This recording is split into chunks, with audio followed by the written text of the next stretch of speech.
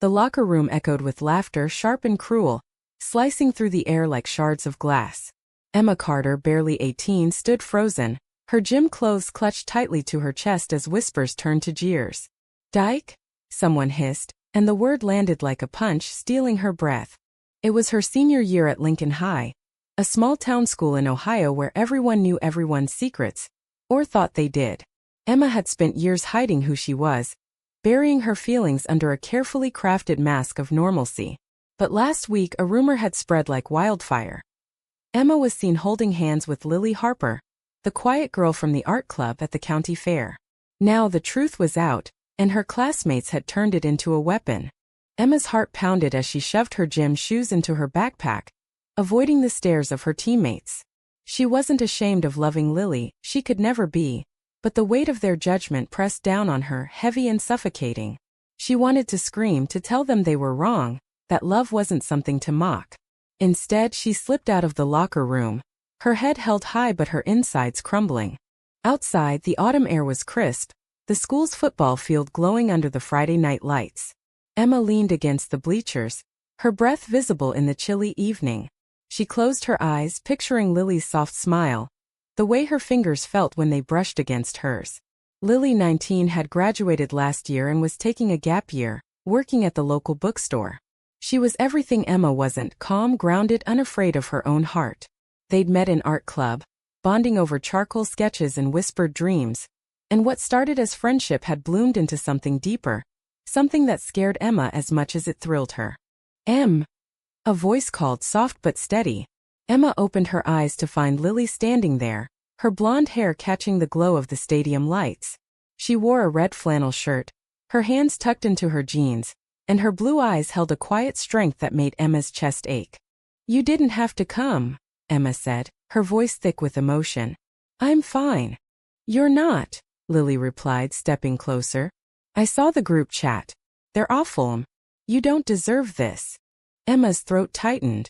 The group chat, her so-called friends had created it to mock her, posting memes and cruel jokes about her and Lily. Someone had even snapped a photo of them at the fair, their hands linked, and shared it with the caption, "Guess who's not invited to prom?" It had spread to the entire senior class in hours. "I just want to disappear," Emma whispered, her voice breaking. I thought they'd get over it." Lily reached out, her hand finding Emma's. "They're small-minded, Em. But you're not. You're stronger than all of them combined." Emma wanted to believe her, but the words felt distant, drowned out by the memory of her classmates' sneers. She'd always been the good girl. Straight-A student, soccer team captain, the one everyone liked. Now she was an outcast, rejected for something as simple and beautiful as love. That night, Emma lay in bed, staring at the ceiling of her bedroom. Her parents, kind but oblivious, hadn't noticed the shift in her world. They thought she was just stressed about college applications. Emma hadn't told them about Lily yet, not because she feared their reaction, but because she wasn't ready to face another judgment. She pulled her notebook from under her pillow, the one where she wrote her thoughts, her fears, her dreams of a life with Lily. Flipping to a blank page, she began to write, her pen moving with a fury she hadn't known she possessed. The next morning, Emma walked into school with a plan. Her heart raced as she approached the bulletin board in the main hallway, where club flyers and prom announcements were pinned in a chaotic mess. She held a single sheet of paper, her handwriting neat but bold. With trembling hands, she pinned it to the board, right in the center where no one could miss it. The note read, "To everyone who thinks they know me, you don't. Love isn't a sin, and it's not your place to judge. I'm not hiding anymore. If you can't handle that, that's your problem, not mine. Emma Carter." By lunch, the school was buzzing. Students whispered, some with shock, others with grudging respect. A few tore the note down, but Emma had made copies, slipping them into lockers, taping them to classroom doors. She wasn't just fighting for herself. She was fighting for Lily, for their love, for every kid who'd ever felt like they didn't belong. In the cafeteria, Emma sat alone, her tray untouched. She felt eyes on her, but she refused to look down. Then a shadow fell over her table. She looked up to see Mia, her best friend since 6th grade, standing there, her expression unreadable. Mia said, her voice low. "Why didn't you tell me?" Emma's stomach twisted. Mia hadn't been in the group chat, but she hadn't spoken to Emma since the rumors started either. I didn't think you'd care, Emma said honestly. You've been avoiding me. Mia flinched, sitting down across from her. I didn't know what to say. I messed up. But that note? That was badass. Emma blinked, a flicker of hope igniting in her chest. You're not mad. Mad? No way. Mia grinned, a little shaky. I'm proud of you. And I'm sorry I didn't have your back sooner. For the first time that day, Emma smiled. It was small, fragile, but real. Maybe not everyone was against her. Maybe she could survive this. That afternoon, Emma met Lily at the bookstore, the scent of old paper and coffee wrapping around her like a hug. Lily was shelving books, her hair tied back, humming softly. When she saw Emma, her face lit up. You did it, Lily said, pulling her into a quiet corner. The note. Everyone's talking about it. Emma blushed, her heart swelling. I was terrified. But I couldn't let them win. Lily's hand cupped Emma's cheek, her touch gentle but electric. You're incredible, you know that? For a moment the world melted away, the school, the rumors, the hate. It was just them, two girls in love standing together against the storm. Emma leaned in, their foreheads touching, and whispered, I'm not giving up on us. Lily's smile was a promise. Neither am I. But the storm wasn't over. That evening, Emma's phone lit up with a new message in the group chat. This time it wasn't a joke, it was a threat. You think a note changes anything? Watch your back, Carter. Emma's blood ran cold. She showed the message to Lily, who frowned, her protective instincts kicking in. We need to tell someone, Lily said. This isn't just bullying anymore. Emma nodded, but inside she was torn. Telling a teacher could make things worse. Small towns had a way of protecting their own, and not everyone at Lincoln High was on her side. But as she looked into Lily's worried eyes, she knew they couldn't face this alone. The next day, Emma walked into the principal's office, her note in hand, ready to fight for her place in the world. She didn't know what would happen next, but for the first time, she felt like she was in control. Principal Hawkins' office smelled like old coffee and bureaucracy, a stark contrast to the vibrant chaos of Lincoln High's hallways. Emma sat across from him, her hands clasped tightly in her lap, the threatening message on her phone burning a hole in her pocket. Lily sat beside her, a quiet pillar of strength, her presence grounding Emma even as her nerves screamed. I'm not here to complain, Emma started, her voice steady despite the knot in her stomach. But this, she slid her phone across the desk, the screenshot of the threat glowing on the screen. This isn't okay. Hawkins, a middle-aged man with thinning hair and a perpetually tired expression, adjusted his glasses and read the message. His brow furrowed, but his response was maddeningly neutral. This is concerning, Emma, but we need to be careful about escalating things. Kids can be cruel, especially about sensitive topics. Emma's jaw tightened. Sensitive topics. That's what he called her life, her love, her identity. She glanced at Lily, whose blue eyes flashed with quiet anger, but Lily squeezed her hand under the table, urging her to stay calm. We'll investigate, Hawkins continued, leaning back in his chair. But you know how it is, hard to pin down who sent an anonymous message. Have you considered keeping a lower profile for a while? Maybe avoid drawing attention. Emma's blood boiled. You mean hide who I am? She asked, her voice sharp. I'm not the one sending threats, Mr. Hawkins. I'm just trying to exist. Lily spoke up, her tone calm but firm. Emma's not the problem here. The school's supposed to be a safe place for everyone, not just the kids who fit in. Hawkins sighed, rubbing his temples. I'll talk to the faculty, see if we can identify the sender. But Emma, you need to understand. Things like that note you posted, they stir things up. Good, Emma said, her voice unwavering. Maybe they need stirring. As they left the office, Emma felt a mix of relief and frustration. Hawkins hadn't promised much, but at least the threat was on record. Still, she knew the school's investigation would likely lead nowhere. Small towns protected their own, and Emma was no longer one of them. Outside, the autumn leaves crunched under their feet as they walked to Lily's beat-up Honda. He's useless, Emma muttered, kicking a pebble across the parking lot. He just wants this to go away. Lily stopped, turning to face her. Then we make it impossible for him to ignore. You're not alone in this, Em. I'm with you, and I know others will be too. Emma wanted to believe her, but doubt gnawed at her. She thought of Mia's tentative support, the flicker of hope it had sparked. Could there be others who'd stand by her? Or was she fighting a losing battle? That afternoon, Emma returned to school for soccer practice, her sanctuary before the rumors had tainted it. The field was her domain where she'd always felt strong in control. But today her teammates avoided her eyes, their usual chatter replaced by awkward silence. Coach Ramirez, a gruff but fair woman, noticed the tension but said nothing, blowing her whistle to start drills. Halfway through practice, Emma overheard two girls whispering. "She's got some nerve showing up," one said. "Thinks she's special with that note." The other snickered. "Wait till she sees what's coming." Emma's stomach dropped. She glanced at the bleachers, half expecting to see someone watching her, but they were empty. The threat from the group chat echoed in her mind. "Watch your back, Carter." After practice, she found Mia waiting by the locker room. "You okay?" Mia asked, her brown eyes searching Emma's face. "You looked off out there." Emma hesitated, then told her about the threat and the principal's lukewarm response. Mia's expression darkened. "That's messed up. Look, I know I've been a crappy friend, but I'm in this now. We'll figure out who's behind it." Emma's heart lifted slightly. "You don't have to get involved, Mia. It could get ugly." Mia grinned, a spark of her old mischief returning. "Let it. I'm not scared of a few keyboard warriors." That evening, Emma and Lily sat in Lily's bedroom, a cozy space filled with art supplies and fairy lights. They pored over the group chat, trying to identify the sender. Most messages were from anonymous accounts, but one name kept popping up. Jake Turner, the quarterback and resident Golden Boy. Jake had always been friendly to Emma, but she'd noticed his silence since the rumors started. Could he be involved? "We need proof," Lily said, her brow furrowed. "If it's him, he's not acting alone.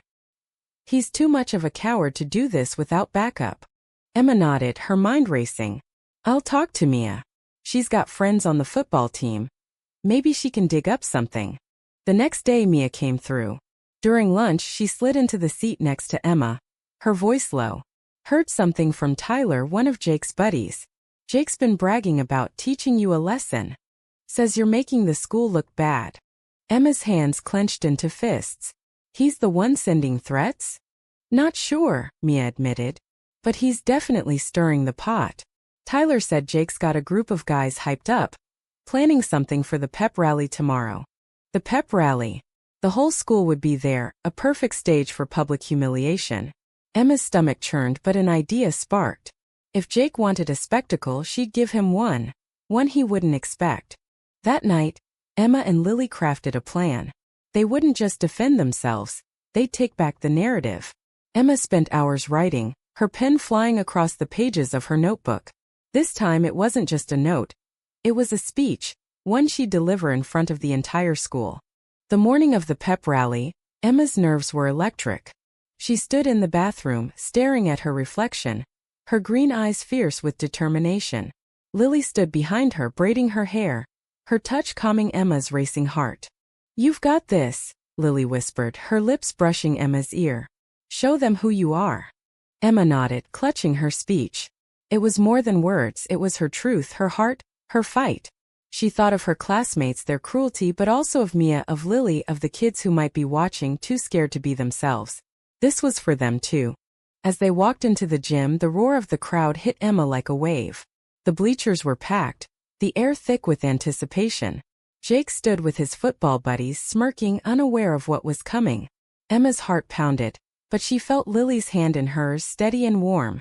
The principal took the mic, droning on about school spirit. Emma waited, her speech folded in her pocket, her resolve hardening. When Hawkins called for student announcements, Emma stepped forward, ignoring the whispers rippling through the crowd. She took the mic, her voice trembling at first but growing stronger. "My name is Emma Carter, and I'm not here to talk about football." The gym fell silent, all eyes on her. "I'm here to talk about love, about being rejected for who I am, about refusing to hide." As she spoke, Emma felt the weight of the past weeks lift. She told her story, the rumors, the threats, the pain, but also the hope, the love she'd found with Lily. She didn't name Jake, but she didn't need to. The truth was enough. When she finished, the gym was silent for a heartbeat. Then Mia stood, clapping, her eyes shining. A few others joined, then more, until half the gym was on their feet. Jake's smirk faltered, his face pale. Emma stepped off the stage, her heart soaring. She'd done it. She'd faced them all and won. The gym buzzed with tension as Emma stepped off the stage, her heart still racing from her speech. The applause lingered, uneven but powerful, a mix of support and uncertainty rippling through the crowd. Lily was waiting for her at the edge of the bleachers, her eyes bright with pride. She pulled Emma into a hug, whispering, "You were incredible." Emma's legs felt shaky, but she smiled, the weight of her words settling into something solid, something real. She'd spoken her truth in front of the entire school, and while not everyone clapped, she'd seen faces in the crowd. Kids she barely knew, their eyes wide with something like hope. Maybe she'd reached them. Maybe she'd made a difference. But the victory was short-lived. As the pep rally ended and students spilled into the hallways, Emma caught sight of Jake Turner and his crew. His smirk was gone, replaced by a hard, angry stare.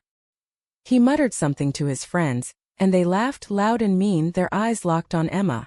She tightened her grip on Lily's hand, her pulse quickening. "Don't let them get to you," Lily said, her voice low.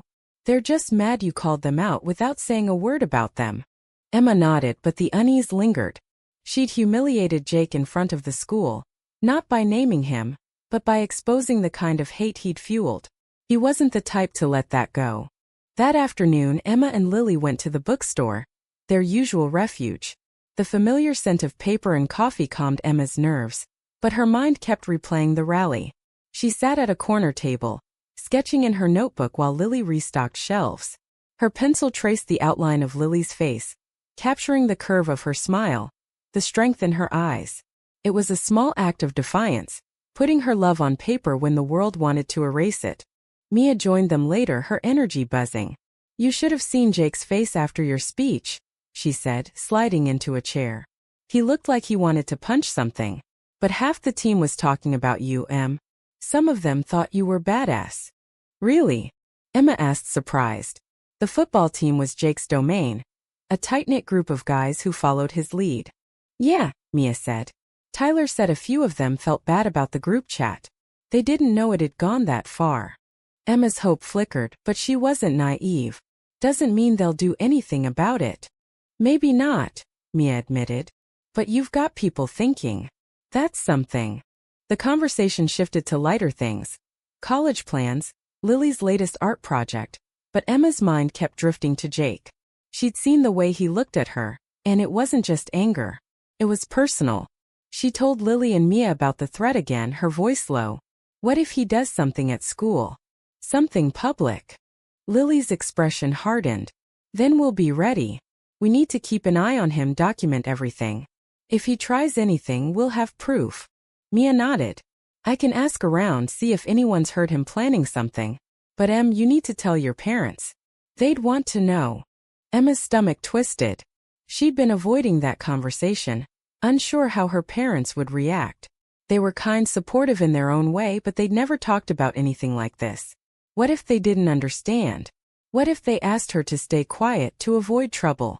"I'll tell them," Emma said finally, though the words felt heavy. "But not yet. I need to figure out how."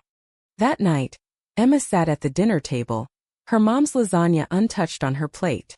Her parents chatted about work, oblivious to the storm in her head. She wanted to tell them everything, the rumors, the threat, her love for Lily, but the words wouldn't come. Instead, she excused herself early, retreating to her room to write. Her notebook was her safe space, where she poured out her fears and dreams. Tonight she wrote about the rally, about the faces in the crowd, about the way Lily's hand felt in hers. She wrote about the future she wanted. A life where she and Lily could be together without fear, where love wasn't a battle. The words flowed raw and honest, and by the time she finished, her eyes were wet but her heart was lighter. The next day at school, the atmosphere had shifted. Some students avoided Emma, their eyes darting away, but others offered small gestures, a nod, a smile, a quiet that was brave. A freshman girl, shy and awkward, slipped a note into Emma's locker. Thank you for speaking up. I'm scared to be myself, but you make me feel like I can. Emma's chest tightened as she read it, tucking the note into her pocket like a talisman. But the tension with Jake hadn't faded. During lunch, Emma overheard him in the hallway, his voice loud and bitter. She thinks she's some kind of hero, he said to his friends. She's just making a scene. Someone needs to shut her up. Emma froze, her tray trembling in her hands. Mia, sitting nearby, caught her eye and mouthed, "I've got you." She pulled out her phone, subtly recording Jake's words. It wasn't much, but it was something, a piece of evidence if things escalated. That afternoon, Emma and Lily met with Ms. Larson, their old art club advisor. Ms. Larson was young, with a streak of purple in her hair and a fierce belief in her students. When Emma explained the situation, the rumors, the threat, Jake's behavior, Ms. Larson's face darkened. "This is unacceptable," she said, her voice firm. "I'll bring this to the administration, but we need to be strategic. Hawkins will drag his feet unless we have solid proof." "We're working on it," Lily said, glancing at Emma. "But we need the school to take this seriously. Emma's not safe." Ms. Larson nodded. "I'll start a paper trail, emails, reports, everything. And Emma, if you're comfortable, I can connect you with a local LGBTQ support group. They've got resources, people who've been through this." Emma hesitated. The idea of a support group felt daunting, like admitting she couldn't handle this alone. But Lily's encouraging nod pushed her forward. "Okay," she said softly. "I'll try it." As they left Ms. Larson's classroom, Emma felt a spark of hope. She wasn't alone, not with Lily, Mia, and now Ms. Larson in her corner. But the threat still loomed, and Jake's words echoed in her mind. Someone needs to shut her up. That night, Emma finally told her parents. She sat them down in the living room, her hands shaking as she explained everything. Her love for Lily, the bullying, the threat. Her mom's eyes widened, her dad's brow furrowed, but they listened. When she finished, her mom pulled her into a hug, tears in her eyes. "We love you, Emma," her mom said. "We just want you to be safe." Her dad nodded, his voice gruff. "If that school doesn't protect you, I'll raise hell." For the first time in weeks, Emma felt like she could breathe. Her parents weren't perfect, but they were trying. And that was enough for now. But the next morning, everything changed. Emma arrived at school to find her locker vandalized, the word "freak" scrawled across it in red paint. Her heart sank, but she didn't cry. She took a photo, sent it to Mia and Lily, and marched to the principal's office. This wasn't just a threat anymore, it was war. The red paint dripped like blood across Emma's locker, the word "freak" screaming in bold, angry strokes. She stood frozen, her phone trembling in her hand as she snapped a photo. Around her, students whispered, some smirking, others looking away. Emma's chest tightened, but she refused to let them see her break. Lily arrived moments later, her face pale with fury. "This is crossing a line," she said, her voice low but fierce. "We're not letting this go." Mia joined them, her eyes blazing. "Jake's behind this. I heard him laughing with his buddies in the parking lot this morning. They think it's hilarious." Emma's hands clenched into fists. She'd had enough. Of the whispers, the threats, the hate. She marched to Principal Hawkins' office, Lily and Mia flanking her like soldiers. The photo of her vandalized locker was her ammunition, and she wasn't leaving without a fight. Hawkins looked at the photo, his face grim. "This is serious, Emma. We'll investigate immediately. Do you have any idea who might have done this?" "Jake Turner," Emma said, her voice steady. "He's been targeting me since the rumors started. I heard him yesterday saying someone needs to shut me up." Hawkins sighed, rubbing his temples. "We'll talk to him, but we need evidence linking him to this. Vandalism is a big accusation." "We have Mia's recording," Lily said, her tone sharp. "And witnesses who saw him gloating. That's a start, isn't it?" Hawkins nodded reluctantly. "I'll bring him in. But Emma, you need to stay calm. Don't do anything to escalate this." Emma wanted to scream. Stay calm? Her locker was defaced, her safety was threatened, and he was telling her to stay calm? But she nodded, knowing she had to play the game for now. As they left the office, Mia pulled Emma aside. "I've got an idea," she said, her voice low. "Jake's crew hangs out at the diner after school. I can go, act like I'm on their side and get them talking. Maybe they'll slip up." Emma hesitated. That's risky, Mia. If they find out you're spying, they'll turn on you too. Mia grinned undeterred. I can handle them. Trust me.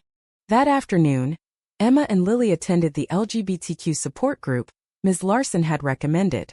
The meeting was held in a community center, a small room with mismatched chairs and a warm, welcoming vibe. The group was small, 5 teens and a facilitator named Alex, a non-binary college student with a kind smile. Emma felt out of place at first, her nerves raw from the day's events, but as the others shared their stories, bullying, rejection, but also hope and resilience, she felt a weight lift. I came out last year, a girl named Sarah said, her voice soft. My parents kicked me out, but this group saved me. You're not alone, Emma. Emma's eyes stung as she nodded. For the first time she felt seen, understood. She told her story, her voice shaking as she described the locker, the threats, her love for Lily. The group listened, their support wrapping around her like a blanket. Lily squeezed her hand, her eyes shining. You're so brave, she whispered later as they left the center. I'm so proud of you. Emma smiled, but her mind was still on Jake. She couldn't shake the feeling that he was planning something bigger, something worse. That evening Mia texted Emma and Lily, asking them to meet her at the bookstore. When they arrived, Mia was buzzing with excitement. I went to the diner, she said, her voice low. Jake was there with his buddies, and they were talking about the locker. He didn't admit to doing it himself, but he knew about it. Said it was just the start. Emma's stomach churned. What does that mean? Mia's expression darkened. They're planning something for homecoming. Something public to put you in your place. I couldn't get details, they got suspicious and shut up. But we need to be ready. Lily's jaw tightened. We need to go to the police. This isn't just school drama anymore. Emma hesitated. The police in their small town weren't exactly known for being progressive. Would they take her seriously, or would they brush it off like Hawkins? But Lily was right. They couldn't wait for Jake to make his next move. The next day, Emma's parents went with her to the police station.